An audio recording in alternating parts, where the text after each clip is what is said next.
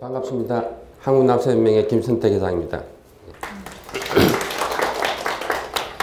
토요일 날 귀한 시간에 이렇게 연말정산 공부하러 온 데 대해서 감사드립니다.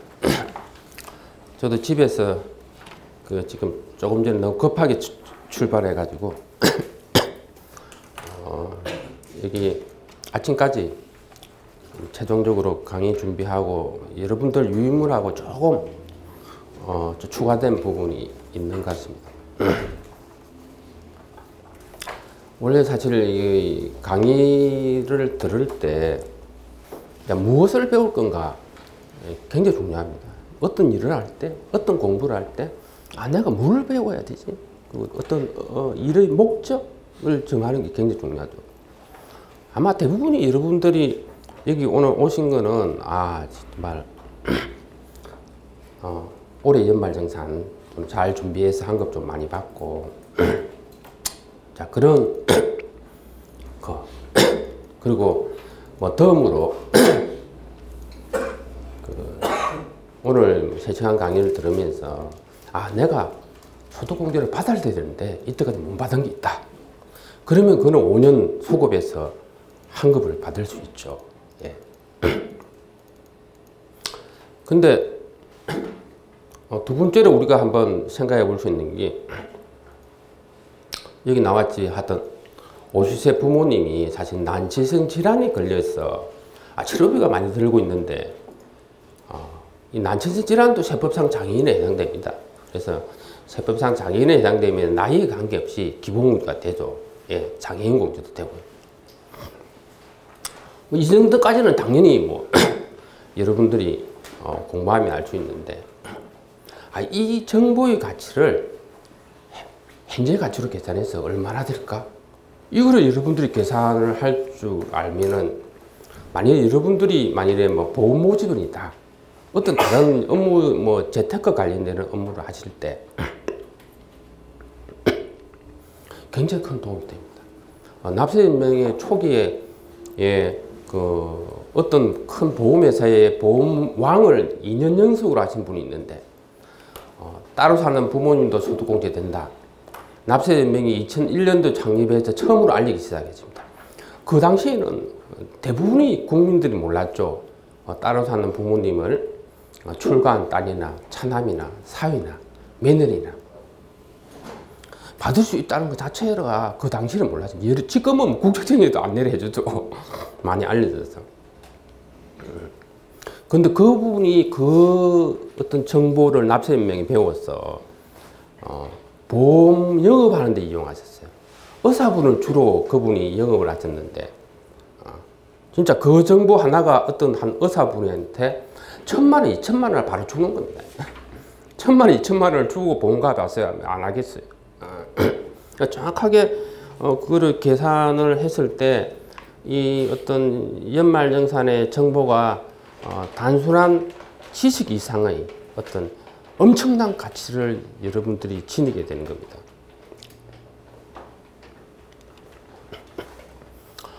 또 여러분들이 저도 근로자 생활을 진짜 계속 하고 있지만은 여러분들이 이렇게 사원에서 대리로 진급하고 과장으로 진급하고 하면은 봉급이 많이 뛰죠. 실제로 봉급이 뛰고 지출도 느리고 하다 보면은 실제 생활이 계속 빠듯해요. 직장생활 근로소득자들 연봉 1억 받아도 계속 빠듯한 생활이 빠듯한 이유가 사실 소득세의 어떤 제도에 상당히 문제가 있습니다.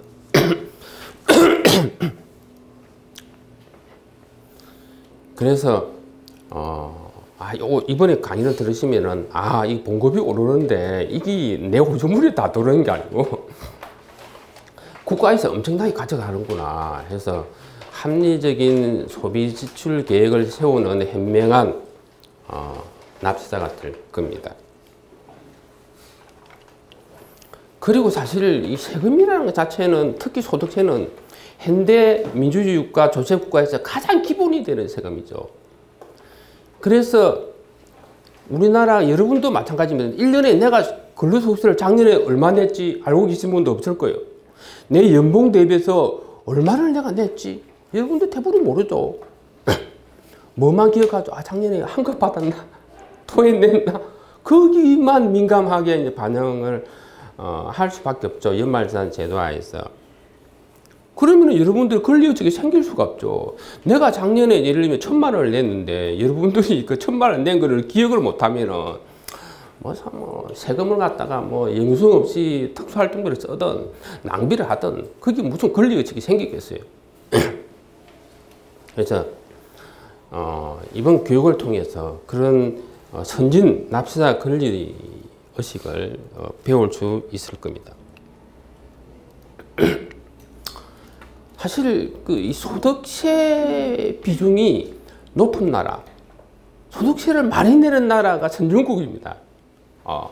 통계적으로. 예. 국민 행복도가 굉장히 높죠. 그런 나라를 만들어야 됩니다, 우리가.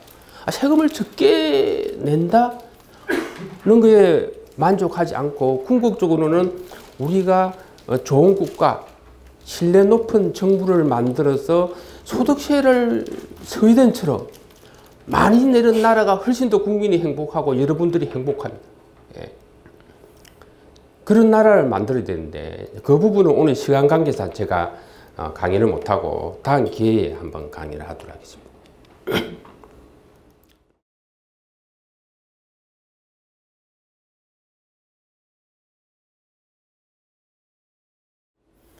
그래서 첫 번째 연말정산에 무엇인지 기본 개념을 잡고 한번 잡아보도록 하겠습니다.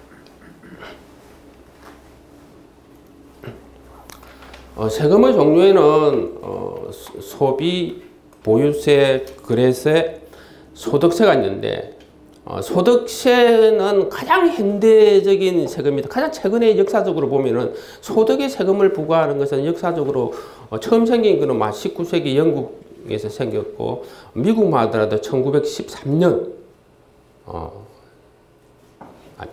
1913년에 처음으로 소득세가 생겼죠. 그래서 가장 현대적인 세금이다. 즉 소득을 포착해서 세금을 매기는 것이 어떤 근로소득세다. 그리고 종합소득, 그러니까 소득은 종류가 여러 가지가 있습니다. 여기 나와 있다시피 이자소득, 배당소득, 사업소득, 근로소득, 연금소득, 기타소득, 퇴직소득, 양도소득 중 있는데 그 중에 하나다. 종합소득의 하나가 근로소득이다. 그래서 여러분들이 오늘 연말정산을 공부한다는 것은 근로소득세를 공부한다는 거고 근로소득만 공부해서는 근로소득세를 이해할 수 없는 이유가 그겁니다.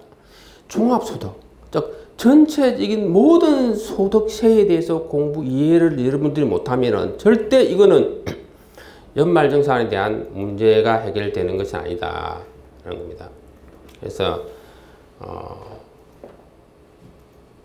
종합소득, 예를 들면 여러분들이 평생 근로자만 있는 게 아니잖아. 근로자 생활하다가 퇴직하고 사업할 수도 있고, 작년에 7월까지는 근로자, 8월부터는 예를 들면 사업을 했다. 그러면은 그 두 개의 소득을 합산해서 5월 달에 소득세 신고를 해야 됩니다. 그런 원리가 이제 역시 나온 거예요. 그래서 이 종합소득을 합산하게 되면은 소득이 높아져서 누진세 구조에서 세금을 이제 더 내게 되는 그런 겁니다. 자, 그러면은 연말정산이 뭐냐? 그래서 여러분 첫째 원청징수라는 용어를 이해해 주시기 바랍니다. 원청징수라는 것은 매달 봉급 받을 때 세금을 미리 뗀다. 대충 떼죠. 예, 대충 떼는 것이 원청징수입니다. 그래서 월급 200만 원 같은 경우에는 매월 19,520원 국세청은 강연히 세표를 위해서 쭉 떼죠. 예, 12월까지 떼고 그것이 23만 원 정도 된다는 거죠. 근데 최종 연말정산이라는 것은 1년 전체 소득의 자기의 이제 부양가족 소비 지출을 정확하게 계산해서 최종적으로 내가 내야 될 세금을 계산하는 거죠. 예. 그래서 여기에 중요한 이제 단어를 기억하시기 바랍니다. 자, 결정세. 자, 결정세이라는 것은 내가 1년에 총 내야 될 근로소득세 금액이다. 그죠? 자, 정산을 해보니까 20만이 나왔는데 내가 원천징수 당근이 23만이다. 당연히 이익이 많아서 3만 4천 원을 돌려받게 되겠죠. 거꾸로면 또 토해내야 되는 거고. 자, 이게 연말정산인데, 여러분들이 연말정산을 그럼 언제 하느냐? 자, 재직 중인 근로자는 1월 달에 서류를 내서 2월 봉급 받을 때 여러분들이 이제 통장에 우리가 환급을 받죠. 자, 문제는 중도 퇴사자. 작년에 6월 달에 퇴사했어요. 그럼 이분은 연말정산을 퇴직 때 한다는 거죠. 자, 퇴직 때 해서 최종 월급 받을 때 이렇게 환급을 받게 되죠. 문제는 그때 여러분들의 서류를 챙길 수 있습니까? 못 챙기잖아요. 연말정산 간소화 시스템이 오픈이 안 되기 때문에 여러분들이 뭐 카드비니, 의료비니 이런 것들을 보험료니 이런 것들을 챙길 수 없어서 당연히 공제를 못 받았겠죠. 예. 자, 이런 분들은 5월달에 확정 신고를 통해서 여러분들이 환급을 받아야 됩니다. 받거나 또는 경정 청구 제도를 통해서 5년 안에 받을 수 있습니다. 놓친 거는. 예. 그래서 회사에 이제 어떻게 보면은 지금 퇴직했기 때문에 회사에서는 최종적으로 정산을 해줄 수 없죠. 그래서 본인이 직접 5월 달에 소득장 신고를 하거나 뒤에 다시 설명하지만은 경정 청구라는 제도를 통해서 5년 안에 환급을 받으실 수 있다는 겁니다.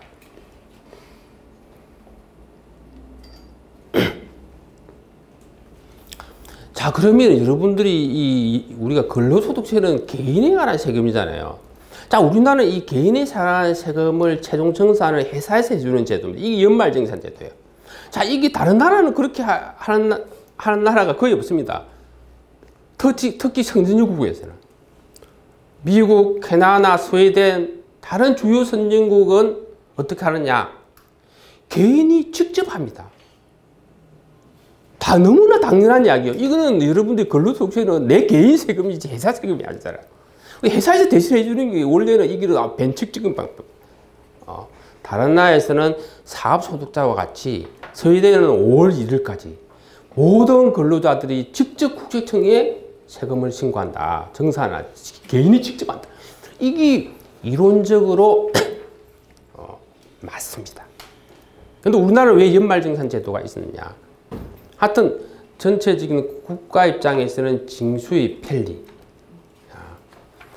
그리고 하여튼 다른 정치적인 요인도 있었습니다. 자, 그래서 연말정산을 회사에서 대신해 주는 것 자체가 국가 입장에서는 편리하고 하지만은 이게 국가 입장에서는 마이너스도 있다는 거죠. 약점도 있다. 그래서 이거를 여러분들이 이해하는 게 굉장히 중요합니다. 자, 여러분들이 올해 연말정산에서 좀 이렇게 애매한 거, 이 소득공제 받아야 될까? 안 받아야 될까? 자, 애매할 때 이 부분이 굉장히 중요하게 요인을 미치는 겁니다. 자, 개인이 직접 신고를 하지 않으니까 실제적으로 뭐 부당공제를 받아도 개인한테 책임을 지기가 굉장히 힘들죠, 정부에서. 이런 문제가 있고. 그리고 만일에 사기적인 방법을 통해서 예를 들면 자, 내가 기부를 안 했는데 허위 기부금 융수를 받았다. 이게 사기죠. 예. 그리고 100만 원을 기부했는데 목사한테 잘 이야기해서 500만 원 받는 사람도 있어요. 이거 허위 사기 행사처벌의 대상입니다. 조체포탈. 자, 이렇게 해도 실제적으로 행사처벌을 한 개인을 행사처벌한 사례는 없었던 겁니다.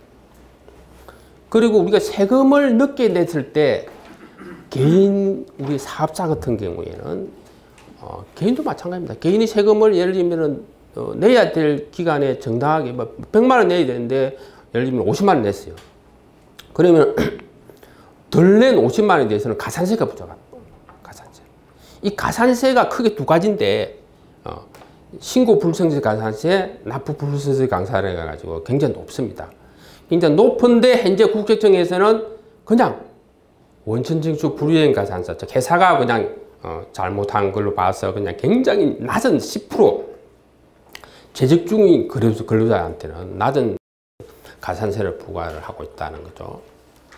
그리고 연말정산 담당자들은 우리가 세무 공무원처럼 일일이 예를 들면 이거를 부당공제 받는지 안 받는지 확인할 수 있는 방법이 없잖아. 그냥 서류, 여러분들이 그 소득공제 서류를 제출하면은 사실상은 그걸 그냥 인정할 수밖에 없죠. 인정할 수밖에 없다는 거죠.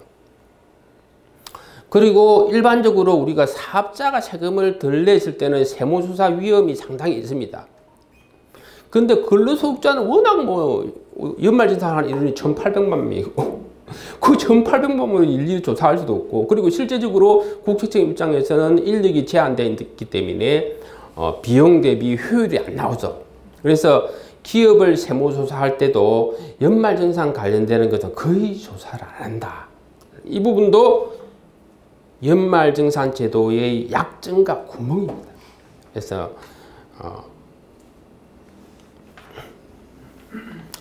자, 이 A분, B 사례가 있는데 어느 분이 연말정산을 잘했냐? 자, 똑같이 급여가 5천만 원인데 A 사례는 기납부가 96만 원, 결정세액이 110만 원 해서 이렇게 되면은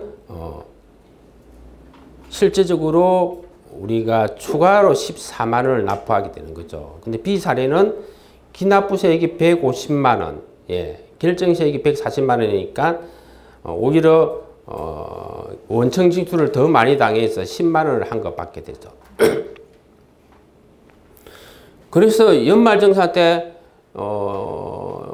A부는 사실상 추가로 납부하니까 굉장히 기분 나쁘고 B부는 한국을 받기 때문에 기분이 좀 좋겠죠. 근데 실제적으로 이 부분이 누가 세금을 적게 냈느냐 하는 거죠. 이분이 예를 들면은 110만 원 세금을 낸 거고 이분은 140만 원을 낸 겁니다. 이분이 예를 들면은 세특허를 잘했죠. 그래서 이 연말정산 제도라는 것은 어떤 측면에서는 좀 근로자를 좀 멍청하게 하는 제도일 수 있습니다. 그러니까 자기가 얼마 냈는지 기억을 못하기 때문에 아무래도 회사가 대신해 주기 때문에 자기가 직접 하면은 자기가 일을 공부를 좀 하겠죠. 근데 회사가 대신해 준다는, 그러니까 뭐든지 자기가 해야 될 일을 남이 대신해 주는 것은 편리한 측면도 있지만 궁극적으로는 자기한테 마이너스 되는 측면이 있다는 것. 그래서 저는 이제 한국에서도 이제 편리한 연말정산 제도가 국제적으로 생기고 했기 때문에 점차적으로 개인이 직접 하는 선진국처럼 직접 하는 방식으로 가는 것이 맞다, 이렇게 생각합니다. 자, 그리고 우리가 소득공제 과세요건 판정이라고 해요. 과세요건 판정은 12월 말 기준으로 한다. 이거는 뭐 전문용어로 보면은 납세 의무 성립 시점이 12월 말이다. 그래서 혼인신고를 12월 말까지 해야 배우자 공제가 가능하고, 월세 공제를 받기 위해서는 월세 사는데 주민등록이 이전돼야 되는데 그게 12월 말일까지 해야 되고, 지금은 할 수 없죠, 작년 거는. 그러니까 연말정산이 1월달에 하지만은 실제적으로 1월달에서 우리가 절세할 수 있는 어떤 세테크를 쓸 수 있는 방식이 굉장히 제한되어 있다, 이렇게 생각하시면 되겠습니다. 그래서 형제자매 같은 경우에도 주민등록에 같이 올라와 있어야 되는데 그것도 12월 말일까지 올라가 있어야 된다, 이런 겁니다. 자, 연말정산을 어떻게 하는지. 여러분들이 1년간 번 소득에서 내야 될 세금, 결정세액을 어떻게 계산하는지에 대해서 한번 알아보도록 하겠습니다. 일단 총급여, 연봉, 여기는 비과세는 빠집니다. 즉 비과세 소득이 뭐냐? 소득은 소득이지만은 세금을 안 매기겠다라는 것이 비과세 소득이다. 대표적인 게 차량 유지비 20만 원까지 회사에 지원해 주는 거, 식대 10만 원까지, 그리고 6세 이하 자녀 부양하라고 10만 원씩 주는 거, 이런 거는 기본적으로 비과세다. 그래서 숙식비나 이런 것도 당연히 비과세고요. 그래서 우리 현행세법상 비과세 소득이 거의 없습니다. 여러분들이 사실 똑같은 연봉을 받더라도 비과세로 받으면 훨씬 더 유리하죠. 여러분들이 세금을 적게 내기 때문에. 회사 입장은 뭐 똑같이 돈을 뭐 예를 들면 한 달에 10만 원씩 올려주더라도 식대로 10만 원 올려주는 거하고 그냥 돈을 좀 그냥 봉급을 인상해 주는 거하고는 똑같잖아요. 회사 입장에서 비용이. 그렇지만 여러분들 입장에서는 세금을 적게 내기 때문에 훨씬 더 유리합니다. 그래서 일단 비과세는 빠진다. 자, 그 다음에 이 근로소득 공제를 빼줍니다. 근로소득 공제가 뭐냐? 그래서 보통 사업을 하시는 분들은 자, 내가 매출이 있다. 매출에서 그냥 실제로 사업하는데 들어가는 비용을 100% 공제를 해줍니다. 그래서 내 소득이 나오잖아요. 자, 근로소득자는 그렇게 계산하는 게 아니고 임의로 근로소득 공제라 그래가지고 어떻게 보면은 비용을 좀 빼준다. 최저생계비 명목으로 뭐 대충 비용을 빼줘서 소득을 계산한다. 그것이 근로소득 공제다. 이렇게 보시면 됩니다. 그래서 근로소득 공제는 이렇게 급여가 500만 원 이하는 70%, 뭐 500만 원 초과 1,500만 원까지는 40% 이렇게 계산하도록 되어 있다는 거죠. 자, 이 뺀 금액이 자, 총급여에서 근로소득 공제를 뺀 금액이 근로소득 금액이다. 라는 기억하시죠. 이거는 여러분들이 외워야 됩니다. 외워야 된다. 자, 연봉이라는 단어하고 소득금이라는 단어는 다릅니다. 그래서 소득금액으로 여러분들이 나오면은 무조건 이거는 연봉에서 근로소득 공제를 뺀 거고, 사업자는 총 매출액에서 비용을 뺀 개념이 소득금액의 개념이다. 굉장히 중요한 개념입니다.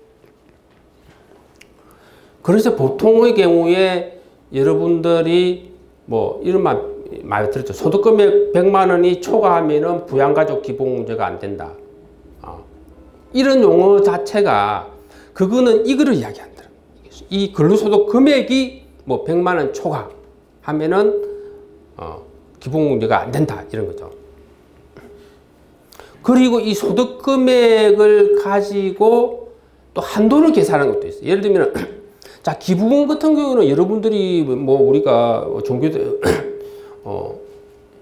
종교단체에 기부를 하시는데 11조 하시는 분도 있잖아요. 자기 연봉에 11조를 하시면은 그거를 전부 다 우리가 공제를 해주는 게 아닙니다. 최고 한도가 있다는 거죠. 종교단체 기부금은 10%, 연봉의 10%가 아니고 이 소득 금액의 10%다. 이런 거 기억해 주세요. 소득금액. 자, 세법에는 한도가 있는데 왜 한도가 있느냐? 자, 정부 입장에서는 근로자들은 너무 세금을 많이 깎아주면 안 되잖아. 그러면 국가 운영이 안 되잖아. 그래서 자, 생세액은 내면서 이렇게 세수 감소를 줄이기 위해서 한도를 둡니다. 그래서 자, 한도가 기부금 같은 경우는 소득금액의 10%고, 자, 의료비 같은 경우에는 연봉의 3%, 연봉의 3% 밑으로 쓰면은 1원 한 푼도 의료비 공제가 안 돼. 그리고 신용카드는 연봉의 25%. 자, 연봉의 25%를 카드를 내가 안 쓰면은 이거는 1원 한 푼도 공제가 안 된다. 그래서 한도가 있는데 한도를 연봉으로 계산하는 게 있고, 자, 기본가치 소득금액으로 계산하는 게 있다라고 기억해 두시기 바랍니다.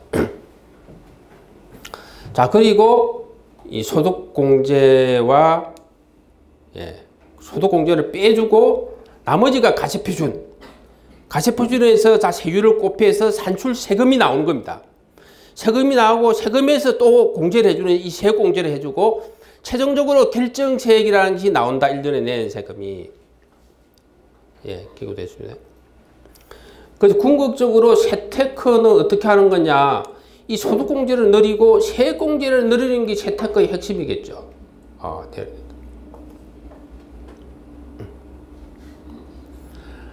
그리고 우리가 소득공제 종류는 굉장히 많습니다. 여기 나왔다시피 부양가족 기본공제, 그리고 추가공제도 있고, 우리가 국민연금 건강보험료 공제한 거 다 공제해주고요. 그리고 주택 청약 드는 거, 그리고 전세자금에 대해서도 소득공제해주고, 집 살 때 우리가 또 은행에서 대출 받아서 이자 내는 것도 또 공제를 해주고, 그리고 또 카드 쓴 것도 소득공제를 해주고, 또 벤처기업에 투자하는 것도 소득공제를 해줍니다. 예.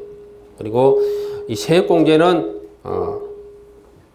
또 세액공제도 자녀 세액공제도 있고, 여러 가지 이제 이렇게 세액공제가 있습니다. 그런데 왜 소득공제하고 세액공제를 해줄까요? 기본적으로 소득세는 담세력에 의해서 과세를 하는 겁니다. 자, 연봉을 5천만 원을 똑같이 받는데 어떤 사람은 결혼해서 애가 둘이 있어요. 자, 한 사람은 독신이야. 담세력이 틀립니다.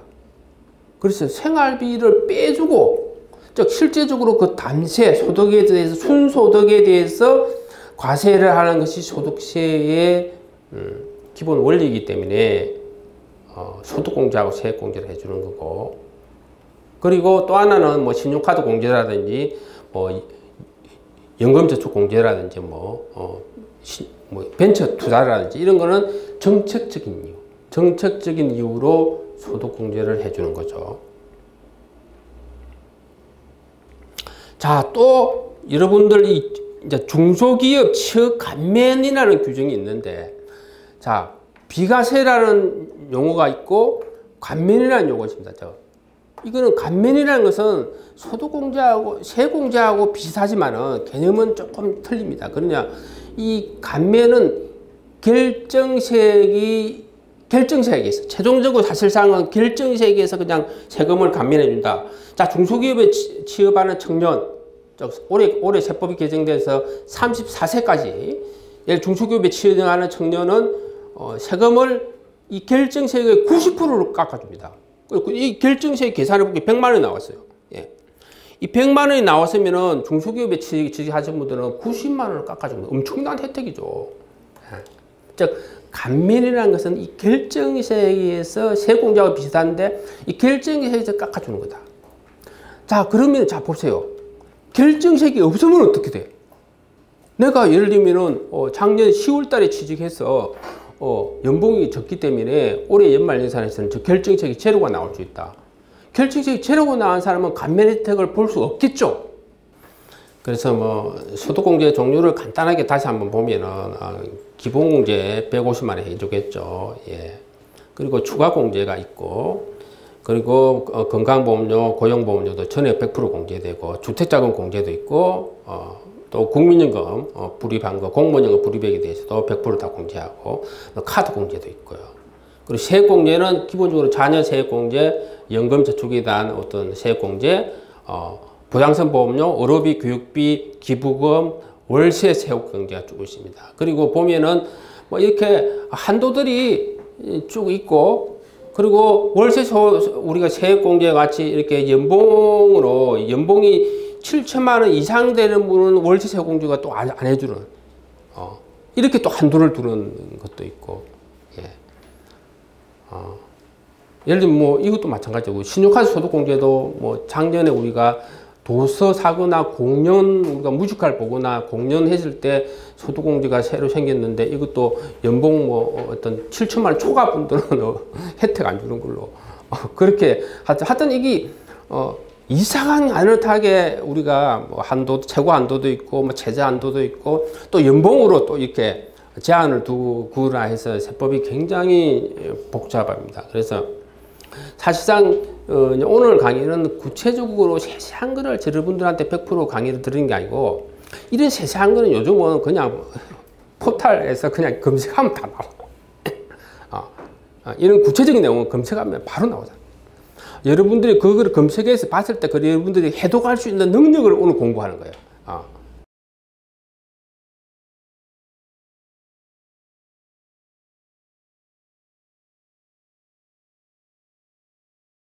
소득세를 세특하기 위해서는, 또는 소득세뿐만 아니고 뭐 양도소득세, 상속증여세, 우리나라의 대부분의 세금은 누진세다.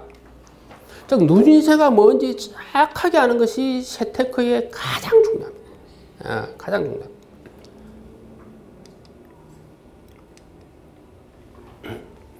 자, 그래서 이 가세표준의 세율을 곱한 게 산출세액이라고 했죠.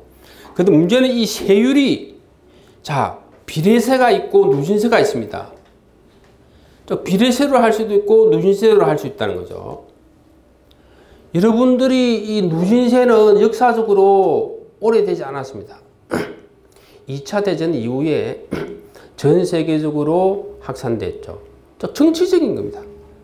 그냥 10%, 20% 이렇게 단일 세율을 할지 누진세로 할지는 정치적인 판단의 문제라는 거죠. 우리가 부의 공정한 분배가 2차 대전 이후에 정치적으로 곽강을 받으면서 누진세 제도가 생긴 거고, 지금도 전 세계적으로 한 20개국가, 예를 들어 소련 연방에서 독립한 대부분의 국가들은 단일 세율, 즉 뭐 10%, 20% 단일하게 그냥 세율을 매깁니다. 예.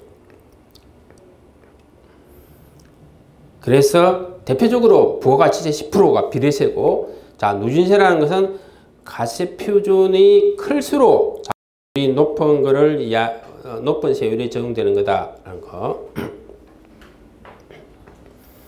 그리고 보통 우리가 실효세율이라는 기사를 보시면은 실효세율이라는 단어를 많이 씁니다. 실효세율이 뭐냐?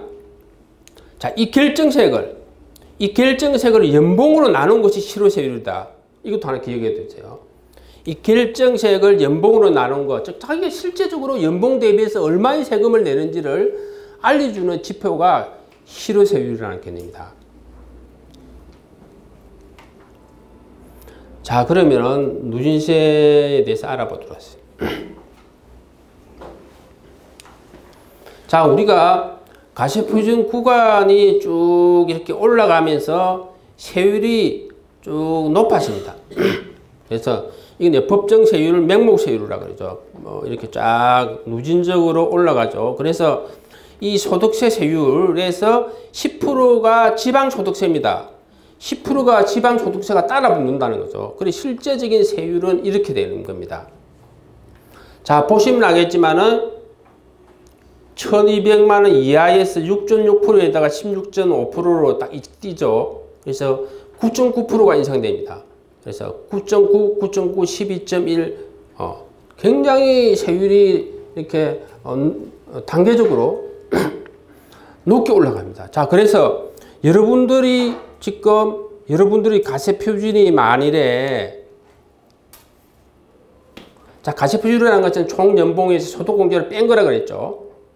자, 이것이 2천만이라 그러면은, 자, 이 1200만 원까지는 6%, 자, 1200 초과한 금이 800만 원이잖아요. 자, 800만 원에 대해서는 이 15%를 곱해줘서 더해서 세금을 계산한다는 거죠. 이게 192만 원 나옵니다. 자, 그러면 여러분들이 가세표준이 5천만 원이다. 5천만 원이면 이 산출세액을 어떻게 계산할까요? 생각해보세요. 5천만 원이면은, 그래서 상당 부분 여러분들이 누진세의 개념을 알고 계신 분도 있지만은 모르고 계신 분은 이거 계산기로 계산할 수 있어야 된다. 그래서 자, 5천만 원이면은 어떠냐? 지금 보세요. 1200까지는 6%, 예. 1200 초과 4600만 원까지는 15%. 자, 5천만 원 같으면 4600 초과한 금액이 400만 원이죠. 400만 원에 대해서는 24%를 제공한다는 거죠. 예. 자, 그래서 이렇게 계산하는 거다. 예. 678만 원이 나옵니다. 예.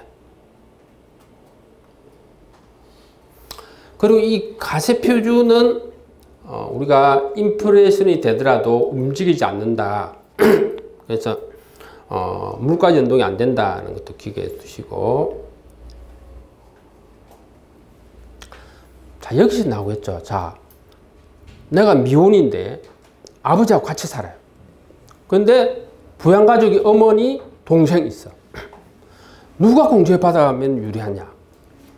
이 판단할 때 핵심적으로 중요한 부분이, 자, 가시표준 아버지 연봉이, 그러니까 개인적으로 연봉이 어느 정도냐? 가장 정확한 표현은 아버지 가시표준이 어디 구간에 있는지를 아는 거죠. 자, 아버지가 여기에 있고 내가 여기에 있다 그러면 당연히 어머니와 동생을 내가 받는 것이 유리합니다. 뭐 100% 정답은 아니지만은, 예. 자, 그리고 맞벌이 부부도 똑같고요. 예. 그리고 집주인이 이제 월세 세액공제를 받을 때 집주인이 끌어야 합니다. 왜 끌어야 하는지도 여러분들이 이 누진세를 알시면 이해하기 굉장히 쉽다. 자, 집주인이 의사예요. 종합병원 의사야. 그러면 어디 구간에 있겠어요? 의사 중에서 좀 잘 나가는, 지금 직급이 좀 높다 하면은 여기에 있죠. 여기에. 자, 46.4% 구간에 걸린다는 거죠. 예를 들면 지금 저기에서 건강보험료까지 하면은 딱 절반 50%예요, 50%. 그래서 의사인 집주인이 월세를, 예를 들면 만일에 월세 수입은 어떻게 보면 근로소득 플러스 사업소득이 되는 거죠. 그래서 5월달에 학생신고를 해야 됩니다. 자, 그때 내가 집주인이 월세를 1,000만 원 받으면은 500만 원은 누가 가져간다? 정부가 가져간다. 그래서 예를 들면은 집주인이 끌어야 한다. 물론 집주인이 아까 얘기한 대로 부동산 임대소득만, 월세소득만 있으면 세부담은 크지 않습니다. 그렇지만 집주인들은 상당수 부자들이 많겠죠. 예. 그래서 그렇게 한다는 거. 그리고 성형외과 의사가 10% 깎아줄게, 현금으로 주세요. 그것도 이해가 되죠? 여러분들 이 표 보니까. 예. 심리적으로. 자, 연봉이 7,400만 원인데 물가가 3% 인상됐고, 자, 임금이 3% 인상됐습니다. 그러면 여러분 실질임금은 제로죠. 한 푼도 안 올라서 실질임금. 근데 세금은 안 오를까요? 예, 그렇지 않다는 거죠. 예. 우리가 현행소득세법은 물가, 그러니까 인플레이션을 감안하지 않는다는 거죠. 그래서 실질임금이 오르지 않더라도 무조건 연봉이 222만 원이 올랐잖아요. 이 222만 원 올란 거에 세금을 악착과 같이 징수를 한다. 겁니다. 자, 얼마나 징수를 할까요? 자, 이분은 연봉이 7,400만 원이기 때문에 이 경계 구간이 예를 들어 이렇게 됩니다. 지금 보면은 7,400만 원 같은 경우는 여기에 걸립니다. 여기. 연봉이 대략 7,400만 원 같으면 이 12% 경계 구간에 걸리는 거예요. 여기서 연봉이 조금 오르면은 24% 올라간다는 거죠, 세율이.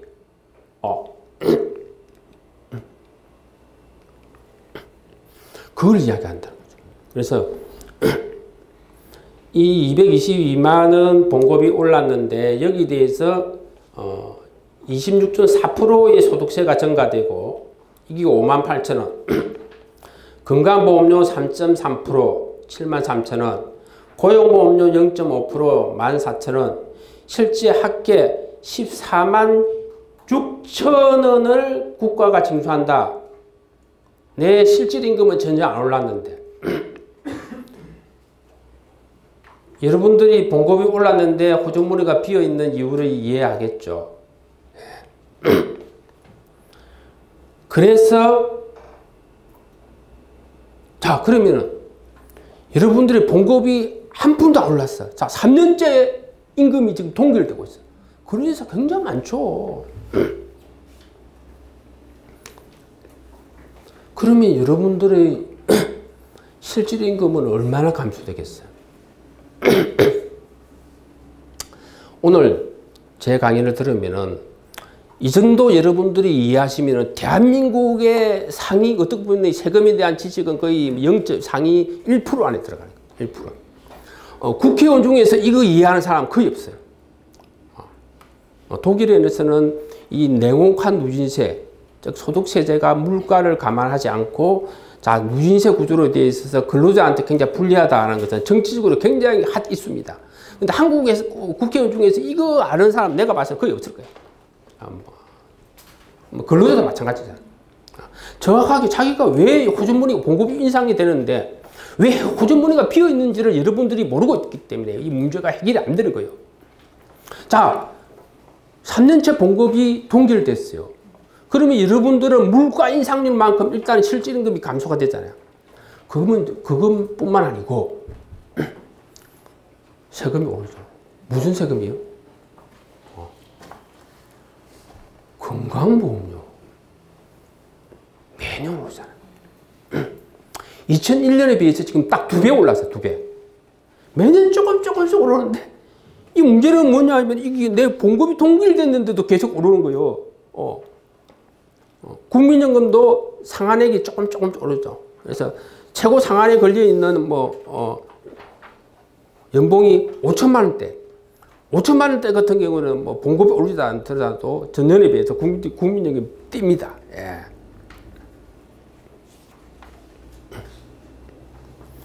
그래서 사실 저희가 이제 저희 납세연맹에 연봉 탐색기 이용해 보신 분 손 들어보세요. 우리 납세연맹에 연봉 탐색기 이용했을 분 손 한번 들어보세요. 여러분들이 꼭 이용해야 될 이유가 겁니다. 거기에 이것을 들어가 있습니다. 여러분들이 알아야 어떻게 보면 사기를 안다는 거예요. 알아야 문제가 해결되는 거죠.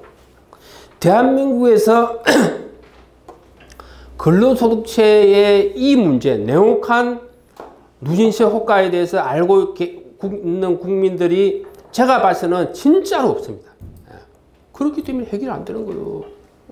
여러분들이 배 빠지게 일해도 부자가 될 수 없는 이유가 바로 이것 때문에 그렇습니다. 예. 자, 이거는 우리 납세연맹 연봉 탐색기를 이용해서 제가 계산한 겁니다.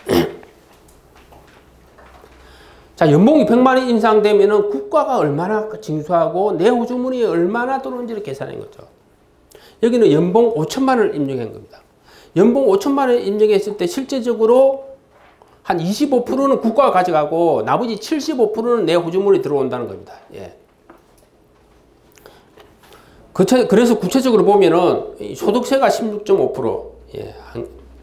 그리고 국민연금 4.5%, 예. 건강보험 3%, 고용보험에서 한 25% 정도 나오죠. 그래서 예를 들면 국민연금 같은 경우는 최고 우리가 상한에 걸리는 것이 한 연봉 지금 한 5천 한 중반 정도 되죠. 예. 그 이상 되면 예를 들면 연봉 6천만 원에서 연봉이 올라가면은 국민연금은 변동이 없습니다. 최고 상한에 걸리기 때문에. 예. 그래서 여기서 중요한 개념이 또 나오죠.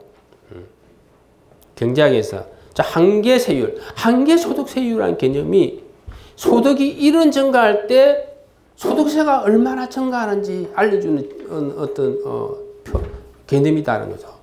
그래서 한계세율이라는 게 그렇죠. 아까 누진세에서 여러분들이 어떤 최고로 걸리는 그 구간을 이야기하는 거예요. 한계소득세. 예.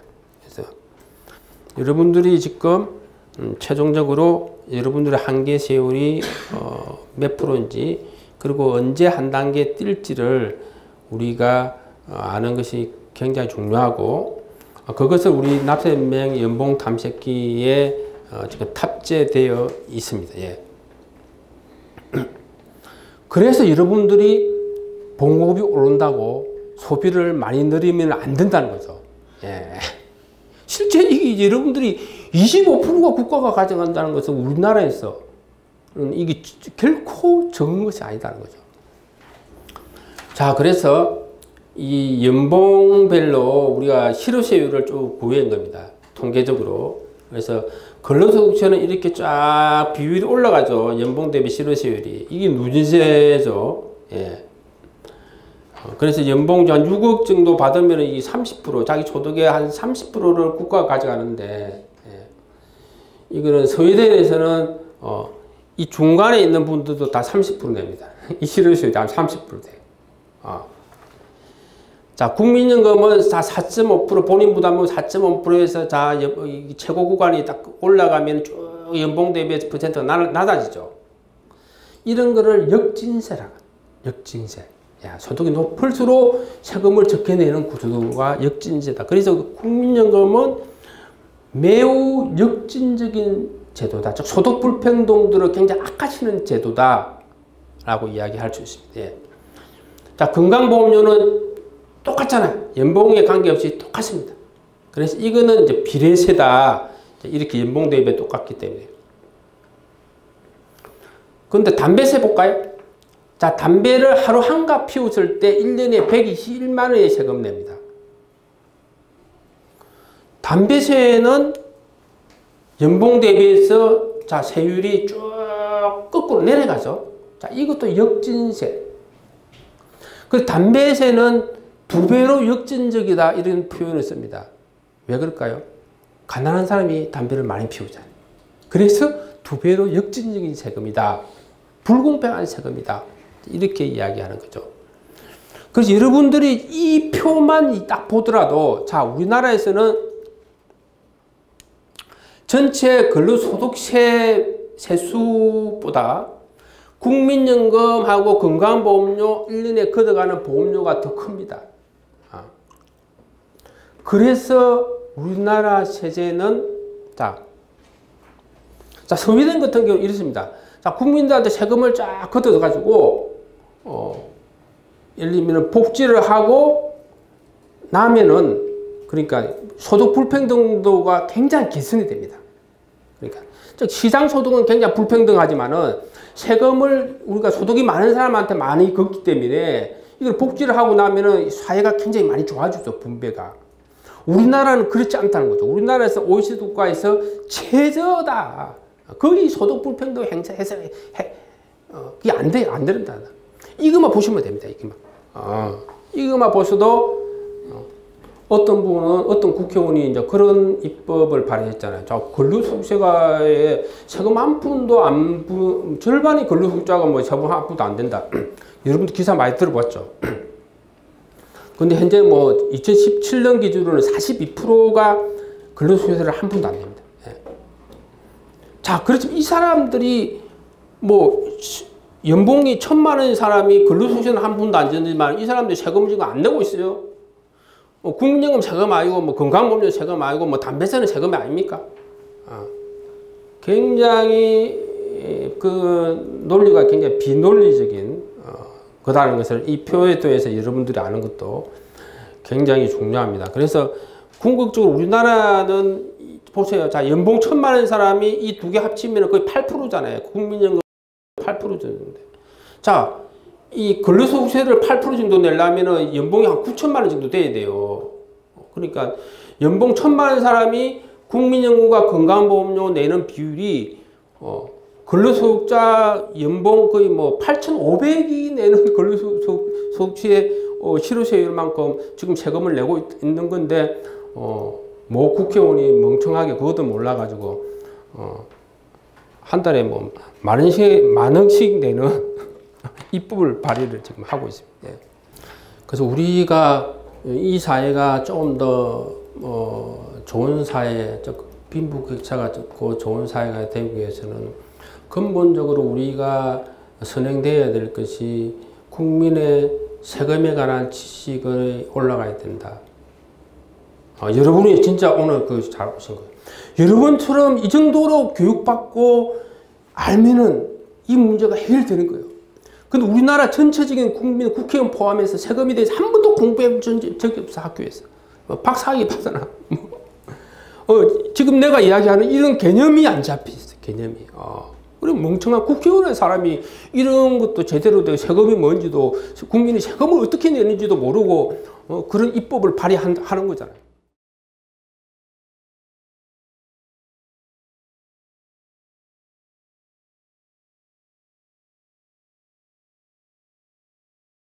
자, 연말정산의 소득공제와 세액공제의 개념에 대해서 알아보도록 하겠습니다.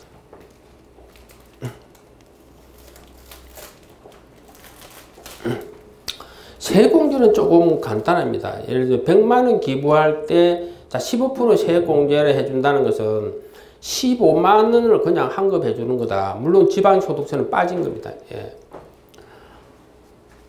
지방소득세 포함하면은 16만 5천 원이 환급되는 거죠.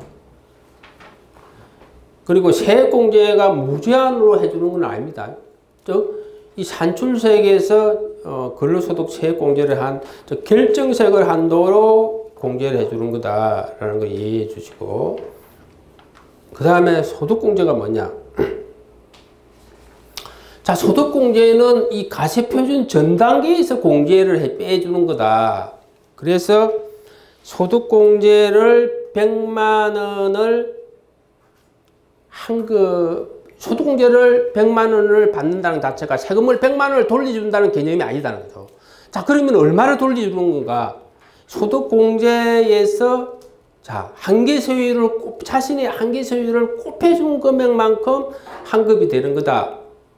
그리고 자, 이것도 한도가 있다는 거죠. 소득공제도 무조건 예를 들면 공제를 해주는 게 아니고 궁극적으로는 이 근로소득 금액을 한도로 한다. 자, 보면은 이분이 연봉이 1,400인데 근로소득 공제하고 예를 들면은 자, 부양가족 공제를 하고 국민연금 공제하고 가치표준이 마이너스 110만 원이 나왔어요.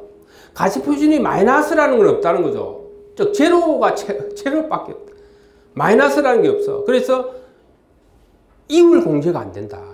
그래서 자, 소득공제도 그렇고 세액공제도 그렇고 1년 단위로 계산하는 세금이다. 그래서 이율 공제가 안 된다. 단 예외가 있는데 기부금 공제. 저는 기부금 공제를 왜 이율 공제 해주는지 모르겠어. 왜 다른 건 안 해주는데. 이 종교단체 입김 때문에 그런 것.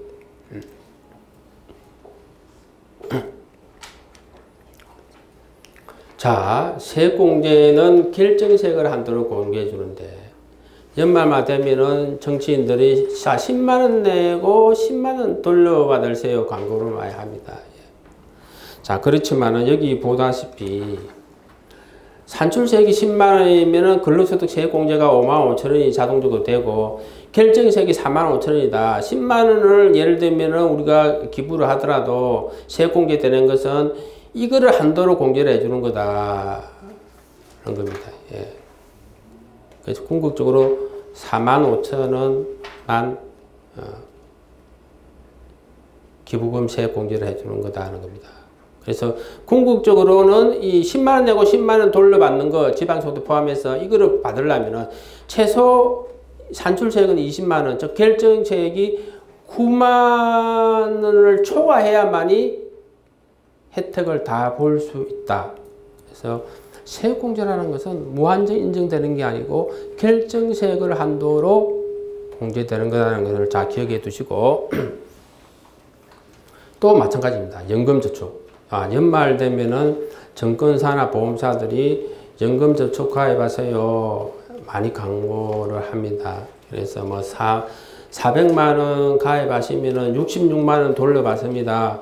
하는데 다 해당되는 것이 아니다는 거죠. 즉 연금 우리가 연금저축을 하면은 세액공제가 되는 겁니다. 세액공제가 되는데 연봉이 5,500만 원 이하는 16.5%가 세액공제되죠. 16.5%가 세액공제되는데 이것이 모든 근로자한테 혜택이 주어지는 것이 아니다. 자, 사례를 보면은 연봉이 4,500만 원 사례로 쭉 산출세액을 계산해서 자기가 쭉 다른 소득공제를 쭉 하고 최종적으로 결정세액이 우리 산출세액에서 세액공제 한 금액이 결정세액이죠. 사례 3을 먼저 보겠습니다. 결정세액이 쫙 보면은 우리가 소득세 60만 원이 넘어가면은 400만 원을 가입해 400만 원 저축을 불입하고 세공제 16.5%를 다 환급 받을 수 있습니다. 그래서 이거는 우리가 이자소득세를 감안하면은 정기예금 금리로 따져서 19.5%라는 엄청난 수익률이 나옵니다. 그리고 정기예금 금리가 지금 한 1.9% 되는데 10배의 세제 혜택을 주는 상품이라는 것은 대단한 겁니다, 진짜. 대단한.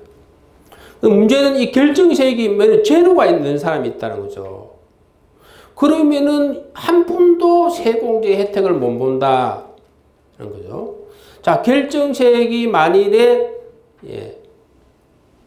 31만 원만 있다 그러면은 400만 원을 연금저축을 들어도 실제적으로는 최고로 31만 원밖에 환급을 못 받아서 수익률이 19%가 아니고 9% 정도밖에 머물지 못한다는 겁니다. 예.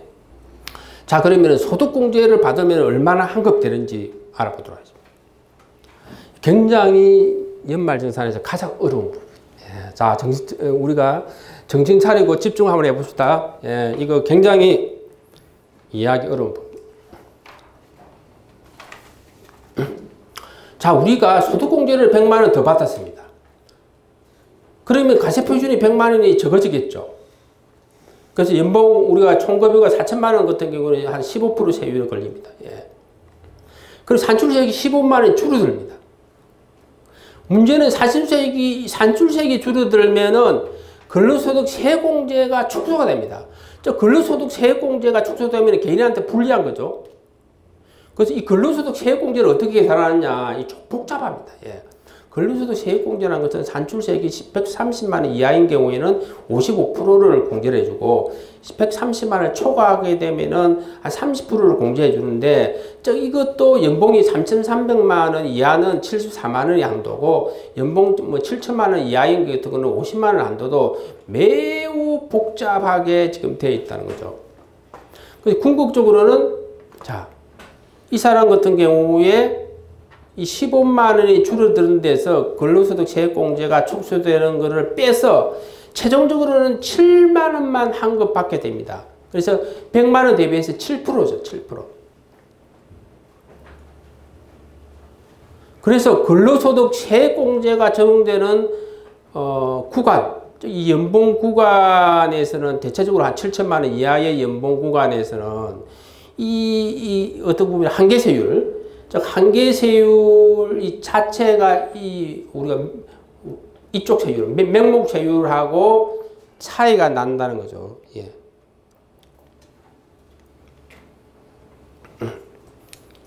그래서 표현을 했죠.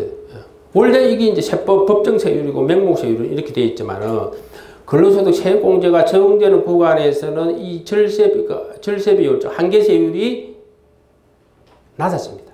이렇게. 낮아진다. 상당히 좀 어려운데요. 예. 그래서 최종적으로 우리 납세연맹에서 정리한 표만 보시면 되겠습니다. 결과만. 그래서 연봉이 4,300만 원 이하, 4,300에서 연봉 4,300만 원 초과 크게 두 가지 표로 갈립니다. 예. 그래서 자, 오늘 근로소득 원천징수 영수증 가져오셨죠? 가져온 데서 가세표준 한번 봐주세요. 가세표준. 이 종합소득 가세표준. 종합소득세 가세표, 자기 연봉을 확인하시고 자기 연봉에 대한 종합소득 가세표준을 확인을 해주세요. 확인해 주셔서 자, 이 한계세율이 몇 프로인지 자기가 몇 프로인지 지금 바로 확인하세요. 자, 소득공제에 따른 나의 환급액을 계산해 보도록 하겠습니다. 그러니까 추가로 받는 소득공제에다가 자신의 한계세율을 곱해주면 된다. 그래서 기본공제 부양가족 한 명이 추가되면 150만 원 소득공제가 되죠. 그리고 신용카드 소득공제 한도가 300만 원 풀로 받았다. 그리고 부모님이 70세 이상인데 장애인이다. 그러면은 기본공제 100만 원, 갱노우대 100만 원, 그리고 장애인 공제 200만 원에서 총 450만 원이다. 그래서 쭉 가습표준 구간번호를 저희가 계산해 놨는데 실제적으로 이 구간에 있으신 분들은 우리가 부여간족 한 명이 추가되면은 44,000원밖에 환급이 안 됩니다. 예. 근데 최고 구간에 있는 사람은 69만 원이면 엄청나게 한 16배인가? 예. 엄청나게 예를 들면 환급을 많이 받습니다. 그래서 여러분들이 기억하실 거예요. 2014년도에 소득공제에서 정부가 세공제를 받을 때 논리를 폈던 거잖아. 소득공제는 고소득자가 많은 혜택을 본다. 그래서 소득공제의 대부분을 세공제로 전환을 했지 않습니까? 이 표만 보면 이해가 가겠죠. 즉 소득공제는 고소득자 똑같은 소득공제를 150만 원 받더라도 환급액이 연봉이 높을수록 정확하게 이야기하면 가세표준이 높을수록 환급액이 엄청나게 높아진다는 거예요. 그래서 이거를 보면은 여러분들이 이제 이 표만 이야기하면 딱 보시면 이제 앞으로 어떤 소득공제가 추가됐다, 놓친 소득공제를 받았어요. 생겼으면은 대충 얼마 정도 이 사람이 환급 받을지 이제 계산이 가능하겠죠. 계산기를 두드리면은. 예. 자, 우리가 면세자, 신문에서 이제 면세소득자 이렇게 나오죠. 근로소득자의 뭐 절반이 세금 안 낸다. 그 이야기가 이제 이 이야기입니다. 우리가 면세점이라는 것은 면세 근로자라는 것은 자 결정세액이 제로인 사람을 이야기한다. 자 연봉이 한 1,400대면은 독실인 경우에 자기에 관한 기본적인 것만 기본공제 150만만 하더라도 국민연금 빼고 하면은 이게 제로가 나온다는 거죠. 그래서 작년에 예를 들면 10월 달에 입사했어요. 그래서 10월, 11월, 12월 봉급 다 합쳐도 100만 원이 안 돼. 그러면 올해 연말정산을 신고를 실 필요가 없죠. 왜? 결정세액이 제로가 나온다. 서류를 제출할 의료비나 신용카드나 이런 걸 제출하지 않더라도 결정세액이 제로라는 것은 내가 원청지기 당한 거, 봉급 받으면서 세금 떼인 거는 100% 환급이 된다는 거죠. 100% 환급. 그겁니다. 그리고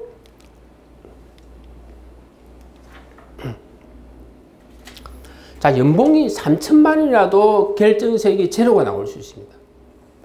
자, 이분 같은 경우에는 분노자 공제 50만 원 받으시고 또 이렇게 연금저축도 400만 원 들고 부양선 보험료도 한 100만 원 공제 받고 하면은 실제적으로 결정세액이 제로가 나올 수 있다. 그래서 연봉이 억대 연봉도 결정세액이 제로가 나올 수 있습니다. 이거 상상 못하겠죠. 우리나라의 그 억대 연봉인데 결정세액이 제로가 나온 사람들이 꽤 있습니다. 그런 경우에는 특수한 경우죠. 뭐 의료비가 굉장히 많다든지 뭐 이런 특수한 케이스인데 여기 중요한 포인트가 나오죠. 맞벌이 부부라면은 아내가 결정세액이 제로예요. 그러면 나머지 소득공제는 뭐 볼 것 없이 무조건 남편 쪽을 못 알아. 자, 자기 결정세액을 올해 어떻게 확인할 건가? 그래서 납세명의 연말정산 코너에 가시면은 연말정산 계산기가 있는데 이거는 우리가 2003년부터 서비스한 가장 오래된 서비스입니다. 뭐 국세청도 우리 거 보고 뒤에 벤치마킹에서 지금 하고 있지만은 여러분들이 오늘 공부하고 진짜 내가 한번 복습을 해보겠다. 조금 디테일하게 하면 이 연말정산 자동 계산기를 들어가서 계산기를 이용해 보시면은 여기에는 그러니까 소득공제나 세액공제를 어떻게 계산하는지 다 일일이 그 계산 로직을 다 공개해 놨어요. 계산기에. 그래서 여러분들이 한번 이용해 보시면은 이해가 될 겁니다. 구체적으로 소득공제, 뭐 기부금세 소득공제가 어떻게 계산하는지, 신용카드 소득공제가 어떻게 하는지 오늘 제가 강의 못 합니다. 그런데 어디에 있냐? 여기에 들어가면 다 있어. 그래서 올해 여러분들이 현재 연봉 입력하고 연말정산 간소화 시스템에 있는 자료들을 딱 입력하면 바로 결정세 그리고 올해 환급이 얼마 되는지 확인이 가능한 서비스입니다.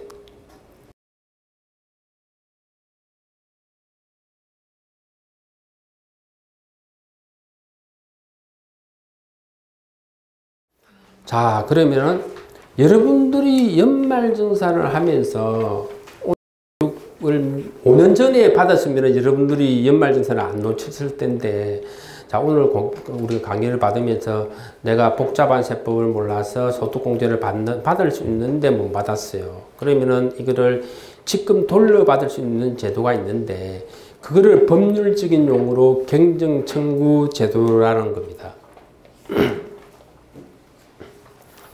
자, 여러분들이 앞으로 사업을 하실 수도 있고 자본주의 국가에서 세금을 모르면 안 됩니다. 큰 화를 당하는데 이것 때문에. 자, 세금은 내야 되는데 안 냈어요. 그러면 국가에서 추징할 수 있는 시효가 있어. 그거를 우리가 그 전문적인 용어로 부가제척기간이라고 그러는데, 일반적인 경우는 그 기간이 5년, 그리고 뭐 신고를 아예 안 해, 무신고하면 7년, 뭐 사기적인 경우는 10년 이렇게 됩니다. 그리고 상속정리세는 무조건 10년이야. 그리고 사기적인 뭐로 상속정리세를 신고 안 하면 또 15년. 기본적으로 한 10년, 뭐 사기 같은 경우에는 거의 뭐 우리가 10년까지는 국세청에서 추징을 할 수 있다는 거죠. 문제는 내가 예를 들면 1억을 안 냈어요. 사업을 하다가. 근데 1억 안 낸 거 또 토해내는 거는 그래도 뭐 아깝진 않죠. 당연히 내야 될 건 내가 안 냈으니까. 문제는 가산세. 가산세가 굉장히 높습니다. 기본적으로 최저가 10%고 신고 불청자 가산세. 사기 같은 경우는 이게 40%예요. 사기 같은 경우는 40%.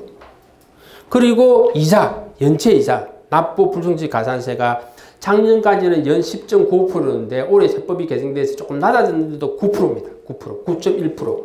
엄청 높아요. 근데 환급이자가 얼마인 줄 아세요? 여러분들이 매일 소득공제 놓쳤어요. 경쟁청구를 했어요, 지금. 그럼 이자 받습니다. 이자가 얼마냐? 1.8% 연.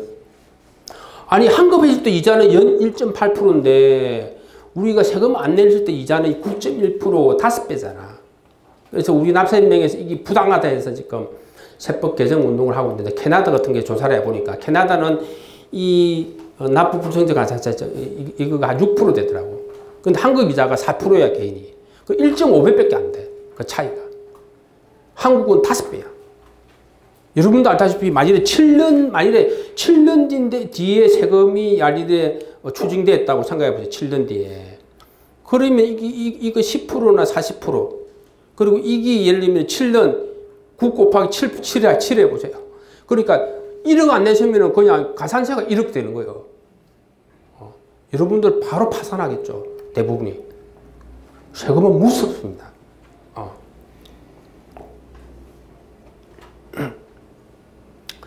자, 경쟁청구라는 것은 소득공제 놓친 거를, 가오납한 거를 환급받을 수 있는 권리인데, 원래 이 제도가 근로자한테는 없었습니다. 사업자한테만 있었고. 그래서 우리 납세연맹이 2001년도 창립했는데, 저희가 이 입법운동을 해서 2003년도에 이 제도가 생겨서 처음에는 2년이었어.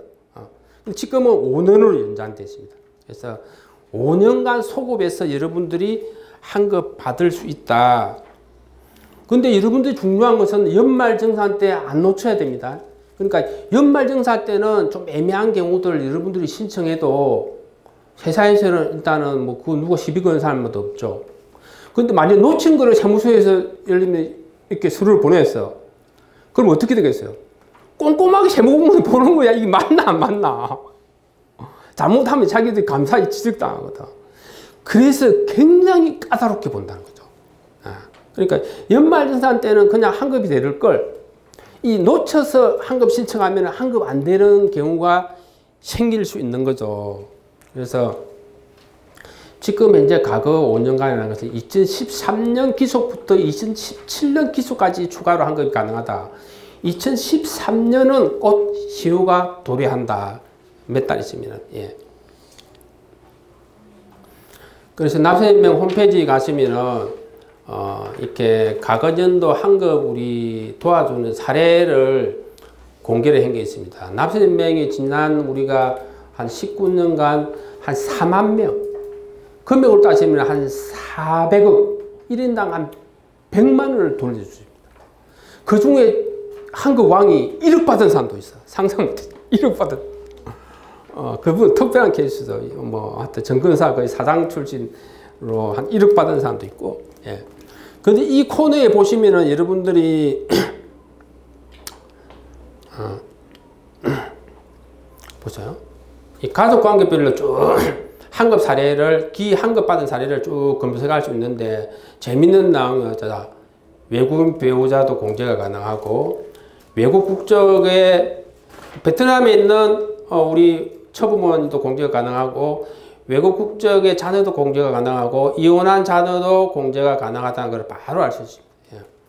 그리고 우리가 이 소득공제를 놓친 거는 세법을 몰라서 놓치는 경우도 있지만은 실제적으로 장애인 소득공제나 이런 거는 뭐 자녀나 본인이 장애인이라고 회사에 제출하기가 좀 꺼름직하죠.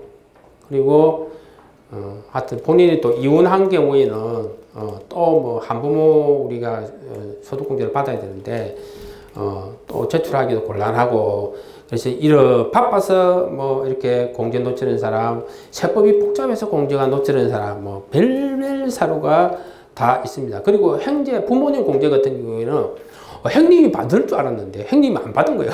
그리고 동생이 받는 줄 알았더만은 동생이 퇴직해서 못 받았고 하여튼 뭐 별별 사유가 다 있죠. 납세은행 그 코너에 가시면은 크릭 나이 놓친 연말정산이라는 코너가 있는데 여기는 12가지로 해서 여러분들이 세법이 계속 개정이 됐잖아요. 가구 5년간은. 그래서 그 개정세법에 맞게 프로그램을 다 되어 있습니다. 프로그램으로 누르면은 각각의 상황에 따라서 내가 과거에 소득공제 상황인지 환급받을 수 있는 상황인지를 구체적으로 프로그램으로 이렇게 쫙 굉장히 자세하게 만들어져 있어서 참고하시면 되고요. 그래서 과거년도 환급 사례는 본인이 직접 국세청을 통해서 환급 받으실 수도 있고요. 자, 좀 힘들시면 납세연맹의 환급 도우미 서비스 코너를 받을 수도 있는데 납세연맹에서 인터넷 회원으로 가입해 두시고 환급 신청해 주시고 서류를 납세연맹으로 보내시면은 근로소득 원천 직접 영수증하고 놓친 소득공제 서류를 보내주시면은 저희가 저희 직원이 경쟁 청구서를 작성해서 세무서로 쭉 보냅니다. 그리고 세무서에서 최종적으로 개인구자로 환급해주는 아주 편리한 서비스죠. 그리고 우리 납세연맹에서 이제 이 서류를 보내주시면 여러분들이 이제 편리한 것도 플러스해서 여러분들이 세법을 다 모르잖아요. 여러분들은 한 가지만 놓쳤다고 생각하는데 우리 뭐 직원이 딱 뭐 이렇게 검토해 보니까 2가지, 3가지 놓치는 경우도 있다. 그런 경우가 있기 때문에 저희 납세연맹의 환급 도우미 코너를 이용하시면은 상당히 좋은 점이 있습니다.